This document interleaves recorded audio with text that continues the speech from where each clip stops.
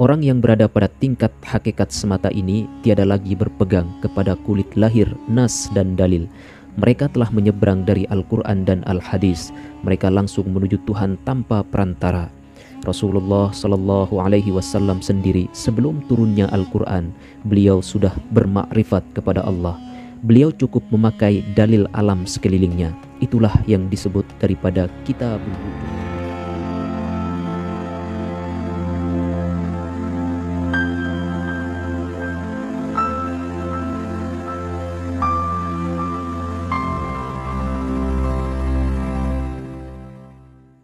Bismillahirrahmanirrahim. Assalamualaikum warahmatullahi wabarakatuh. Liridallahu ta'ala bisyiril fatihah. Bismillahirrahmanirrahim. Alhamdulillahirabbil alamin arrahmanirrahim maliki yaumiddin. Iyyaka na'budu wa iyyaka nasta'in ihdinas siratal mustaqim siratal ladzina an'amta 'alaihim ghairil maghdubi 'alaihim waladdallin. Amin. Subhanaka la ilma lana illa ma 'allamtana innaka antal alimul hakim. La haula wala quwwata illa billahil aliyyil azim. Qala al-musannif rahimakumullah, ilahi anta maqsudi waridaka matlubi i'tini muhibbataka wa ma'rifataka. Sahabatku, saudaraku, sigar penjalin dimanapun anda berada, semoga kalian dalam keadaan sehat walafiat, dalam keadaan sadar, dalam keadaan selalu mengikuti kehendak Allah Subhanahu wa ta'ala yang muncul di dalam batinmu. Alhamdulillahirabbil alamin.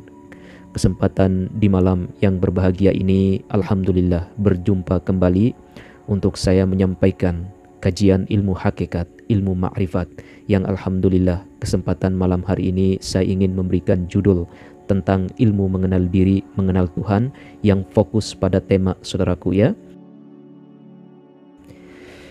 Bismillahirrahmanirrahim. Mari kita mulai saudaraku. Alhamdulillahirabbil alamin. Kesempatan yang berbahagia ini saya ingin menyampaikan sebuah ilmu ma'rifat ya, sebuah kajian ilmu ma'rifat, ilmu mengenal diri, mengenal Tuhan yang alhamdulillahirabbil alamin. Malam hari ini saya ingin fokus tentang masalah hakikat semata, atau dalam kategori di sini kita akan membahas lebih fokus lagi tentang derajat hakikat saudaraku. Mari kita mulai. Bismillahirrahmanirrahim. Hakikat semata.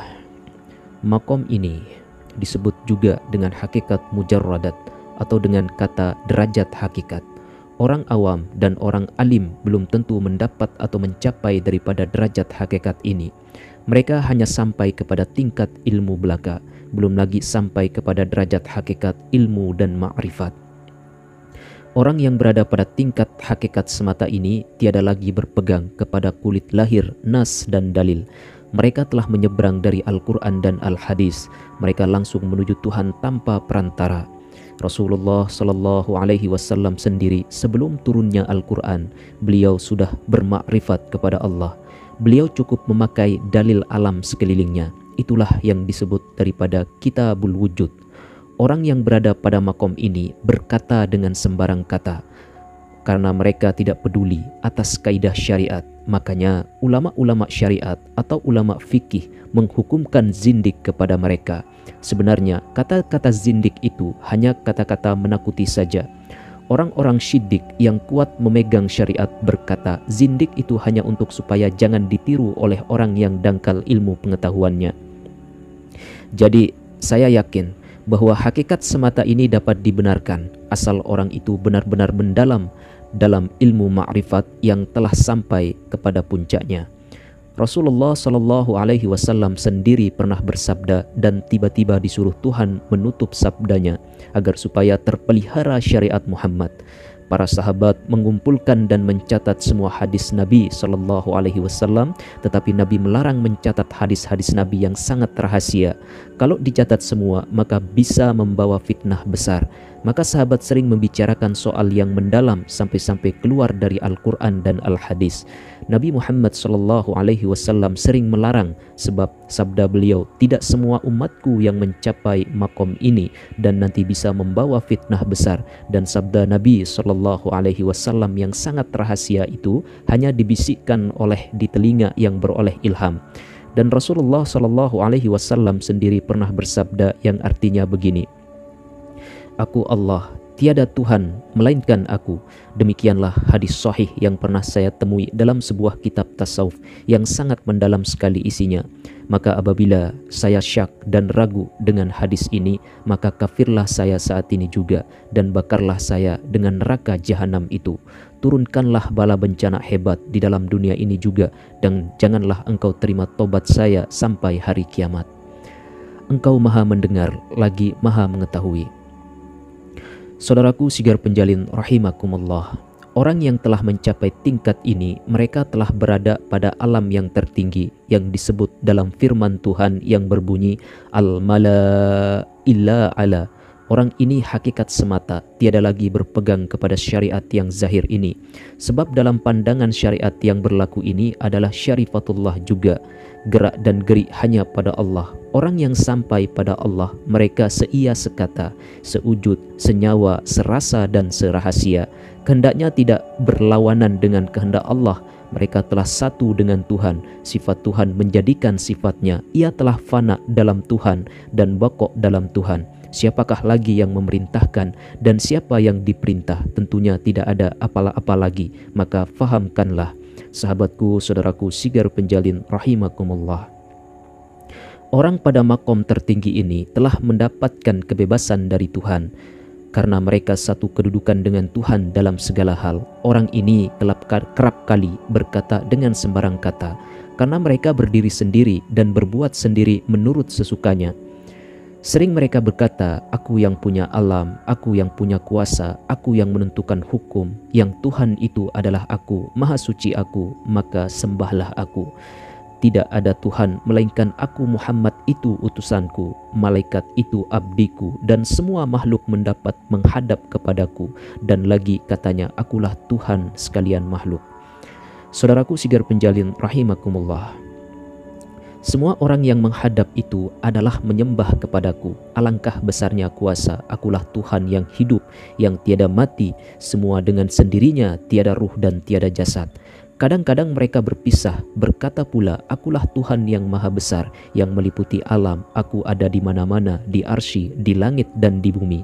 Apabila aku berkata, maka Tuhanku menjawab, hambamu mendengar suaramu, alangkah mesranya hidupku bersama kekasihku, dia adalah aku dan aku adalah dia, aku dan aku adalah dia. Saudaraku sigar penjalin rahimakumullah, aku satu dengan Allah, aku satu dengan Muhammad, aku satu dengan Adam, aku satu dengan seluruh alam. Akulah Tuhan yang Maha Esa di dalam rahasianya. Aku berbuat menurut sekehendakku. Aku adalah melihat Tuhan, lihatlah aku. Semua wali-wali itu adalah waliku. Aku berkata sembarang kata, tidak ada satupun kata, tidak ada satupun yang menegahnya, kecuali aku sendiri. Alangkah mulianya aku. Akulah lapang dan akulah yang sempit. Semua perbuatanku di alam ini adalah baik, hanyalah makhluk sendiri yang salah sangka. Siapa menyangka buruk, buruklah jadinya. Siapa menyangka baik, maka baiklah ia. Inilah contoh orang yang sejajar dengan makom Rasulullah sallallahu alaihi wasallam. Janganlah pandang zahir semata, niscaya jauh dari Tuhan. Saudaraku sigar penjalin rahimakumullah. Jadi, apakah arti hakikat yang sesungguhnya? Arti hakikat itu ialah Tuhan semata, tiada campur dengan makhluk, sedangkan makhluk itu pun juga asma Tuhan. Allah itu pun asma Tuhan, semua asma Tuhan, tetap ia hakikatnya satu jua. Jadi bagi orang yang telah bertemu dengan intisari ilmu dan ma'rifat, adalah ia tidak perlu lagi menyebut asma'nya ataupun pangkatnya, cukuplah ia mengatakan dirinya dengan kata-kata aku atau hu. Ini pun kalau keluar ya. Tetapi bagi batinnya cukuplah diamnya orang yang telah bulat dengan satu dengan Tuhan. Telah hapus kata-kata syariat dan tarikat, hanya tinggal batin hakikat dan lahir makrifat. Yang teratasnya lagi tidak ada atau hapus kata-kata makrifat, tinggallah hakikat atau yang disebut sebagai Tuhan semata. Jadi tinggallah satu pandang suhud saja, syu'udul wahdah fil wahdah. Tuhan memandang kepada dirinya sendiri. Jadi di sini tidak ada syariat, tidak ada thariqat, dan tidak ada ma'rifat lagi. Semua tidak ada lagi berdiri di atas hakikat. Hakikat adalah zat dari Tuhan Allah Azza wa Jalla. Jelasnya tidak ada sifat yang berdiri di atas zat. Jadi zahir Tuhan, batinnya Tuhan, yang nyata Tuhan, yang batin pun Tuhan jua. Jadi yang berlaku pada sekalian alam ini adalah zat semata atau yang disebut daripada hakikat semata, dengan kata lain rahasia. maka rahasia itulah yang disebut hu, aku semata. Saudaraku Sigar Penjalin rahimakumullah. Kata-kata aku di sini adalah murni dan tidak diragukan lagi kebenarannya. Man ana, siapa aku? Aku di sini ialah Tuhan sekalian makhluk. Aku di sini adalah Tuhan sekalian makhluk, simpun seluruh alam dunia dan alam akhirat. Kalau hendak menerangkan kalimat aku atau ana, kering air laut untuk tintahnya dan tidak cukup daun kayu-kayu untuk kertasnya. Untuk menulis kalimatku atau ana tak akan habis-habisnya. Untuk memecahkan satu kalimat saja tidak cukup umur kita. Inilah tanda kebesaran Tuhan seru sekalian alam. Sedang ini pun hanya satu tetes dari pialanya, ilmu rahasia yang dianugerahkan Tuhan kepada hambanya hanyalah sebagai setetes embun di waktu pagi. Sedang setetes itu saja pun banyak orang yang heran dan tercengang mendengarnya, apalagi umpamanya 2 tetes. Mungkin ada yang mati terkejut karenanya, atau langsung mendustakannya, sekurang-kurang orang yang mengatakan gila atau kafir. Saudaraku Sigar Penjalin rahimakumullah.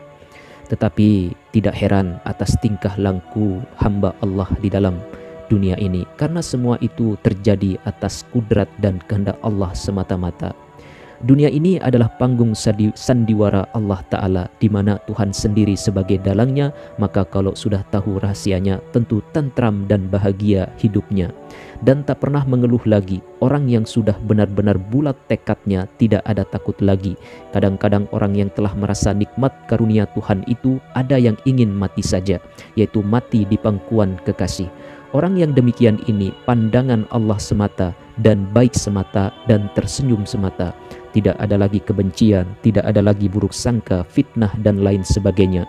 Orang seperti ini berkata selalu benar dan tidak mau dusta lagi. Mereka tidak mengeluh dengan kemiskinan dan cacian orang. Orang ini telah melekat dalam hati sanubarinya sampai ke puncak arsy, perasaan ridhonya dan suci bersih ruhnya dan sirnya. Hanya dalam pandangannya aku semata-mata, ia tidak lagi mengata amallah atau anal haq, atau aku zat, aku sifat, atau aku hamba, atau aku makhluk, atau aku manusia, tetapi cukup dengan isyarat aku atau ana. Saudaraku Sigar Penjalin rahimakumullah. Kalau tidak perlu diam saja ya, mereka tidak dapat lagi membedakan yang mana dirinya dan yang mana Tuhannya dan yang mana makhluknya. Ia tidak tahu lagi siapa dirinya dan siapa Tuhannya. Ia tidak tahu lagi membedakan yang mana dirinya dan yang mana Tuhannya dan mana makhluk. Ia tidak tahu lagi siapa dirinya, siapa Tuhannya. Ia tidak tahu lagi dosa dan pahala. Hanya ia berkata dengan sembarang kata, Al-Haq ada padanya dan dialah hakikat. Dialah yang batin dalam hakikat dan dialah yang lahir dalam ma'rifat. Zahirnya Tuhan dan batinnya Tuhan. Dia berdiri di atas hukum, bukan di bawah hukum. Biarpun ia dicela dan dicaci, dimanja dan dipuja, baginya adalah sama saja. Inilah manusia Allah yang suci murni dan tiada noda. Walaupun satu titik hitam kata-kata kafir atau gila dianggapnya sebagai suara merdu bagaikan seorang sufi meniup seruling buluh perindu dari surga. Suara cacian dan hinaan sebagai nyanyian pelepas rindu di kala kesepian. Tak mampu manusia memutar balikkan hatinya atau yang disebut qalbun salim. Dia tetap tenang, tentram dan bahagia. Allah tetap hadir dalam setiap saat atau detik perasaannya.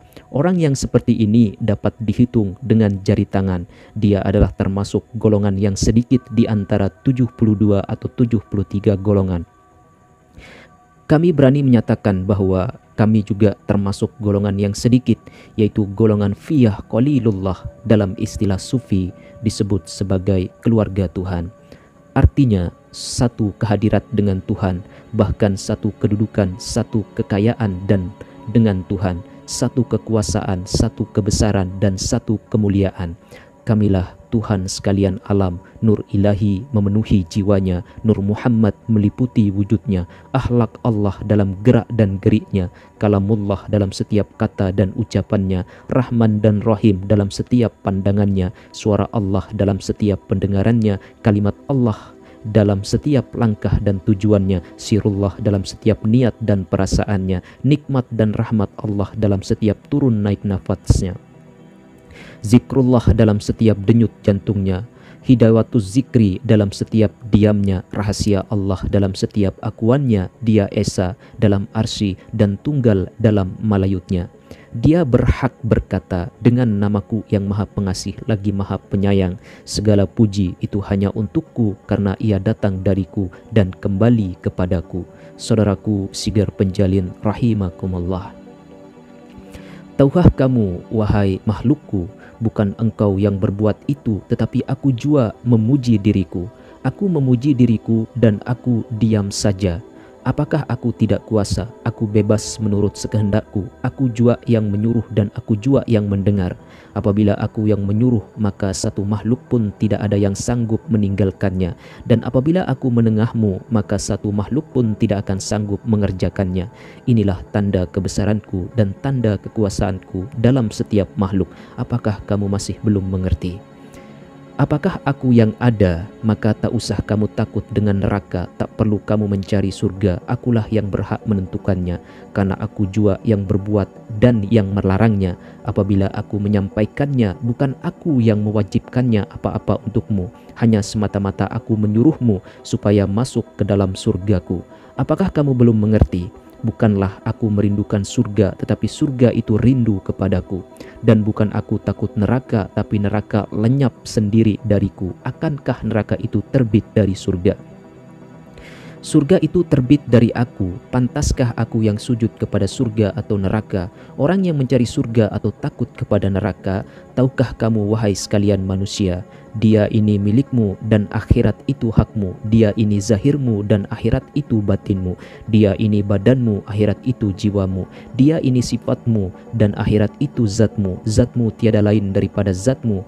Dia ini neraka pada hakikatnya, akhirat itu adalah surga. Ia adalah akhirat, adalah satu. Surga dan neraka satu jua, Allah dan Muhammad juga satu. Kalau begini, manakah neraka itu, saudaraku? Manakah dunia atau makhluk itu, saudaraku? Manakah yang Adam dan Muhammad, saudaraku? Manakah yang jasad dan manakah yang roh, saudaraku? Manakah yang makhluk dan manakah yang Tuhan itu, saudaraku? Rohlah kamu. Kalau masih belum mengerti, maka saudaraku ya, bacalah sebuah kitab ilmu hakikat yang berisi perpisahan antara lahir dengan yang batin, antara yang batal dengan yang hak, antara ahli kulit dengan ahli isi, antara ahli syariat dengan ahli hakikat. Perpisahan antara makhluk dengan Tuhan, perpisahan antara ahli zikir dan ahli batin. Saudaraku Sigar Penjalin rahimakumullah, saudaraku. Jadi dari penjelasan di atas bisa kita simpulkan bahwa zahir Tuhan, batin pun Tuhan, dunia Tuhan, akhirat pun Tuhan jua. Yang nyata Tuhan, gaib pun Tuhan, awal pun Tuhan, akhir pun Tuhan. Yang nyata Tuhan, yang gaib pun Tuhan. Semua itu Tuhan dan Tuhan itu semua. Inilah ilmu ma'rifat yang sempurna. Inilah ilmu rahasia yang esa dan sejati. Inilah agama Islam yang sebenarnya. Inilah iman hak yang diridhoi. Inilah amal ibadah yang bernilai. Inilah manusia Allah yang suci murni. Inilah dua kalimat syahadat yang sesungguhnya dan yang sempurna. Disinilah sembahyang Mi'raj namanya. Disinilah puasa yang sebenarnya. Disinilah yang sesungguhnya yang berzakat. Disinilah haji yang mabrur. Disinilah letak kebenaran cinta kepada Rasulullah dan kepada Tuhan dan kepada segala makhluk. Dan inilah yang disebut daripada agama. Artinya alif, ghain, mim. Apakah arti agama itu? Dalam arti yang sangat mendalam ialah alif artinya zat Allah, mim artinya sifat Allah, ghain artinya antara dua wujud, yaitu wujud Allah dan wujud Muhammad, atau antara wujud Adam dan wujud Allah. Baik saudaraku Sigar Penjalin rahimakumullah. Jadi kalau kita susun dengan rapi sekali, alif artinya Allah, mim artinya Muhammad, ghain artinya nafsu syahwat. Jadi dinding antara Muhammad dan Allah Ta'ala itulah nafsu. Siapa sanggup mengalahkan nafsu itu, berarti bertemulah dengan Tuhannya. Inilah arti yang sebenarnya dalam rahasia ketuhanan. Jangan sampai bisa mengatakan saja sedangkan hakikat belum tahu. Sahabatku, saudaraku Sigar Penjalin rahimakumullah. Mungkin hanya ini yang bisa saya sampaikan dalam muzakarah ilmu hakikat, ilmu ma'rifat malam hari ini tentang ilmu usul diri, mengenal Tuhan, mengenal diri, untuk kita lebih tahu tentang hakikat semata, saudaraku. Akhirul kalam, assalamualaikum warahmatullahi wabarakatuh. Salamun qaulam mir rabbir rahim. Salamun qaulam mir rabbir rahim. Allahumma salli wa sallim ala sayyidina nur fi qalbi wan nur fi sam'i wan nur fi haqqi la ilaha illallah Muhammadur Rasulullah sallallahu alaihi wasallam. Allahumma salli ala sayyidina